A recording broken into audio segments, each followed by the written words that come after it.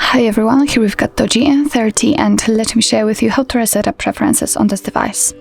So firstly, let's enter the settings, and here we have to scroll down to the very bottom and tap on System.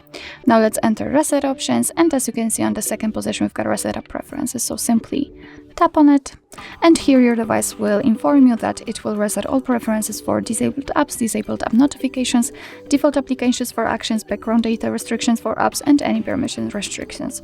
What's more, no worries, you won't lose any app data, and here we've got also the warning that some notifications will be stopped after reset. Restart device to fix it. So just tap on Reset Apps if you are ready, and as I said, actually we do not receive any information that it has been successfully reset, but you can be sure that it has been reset. So actually this is it. This is how to reset up preferences in your DOOGEE N30.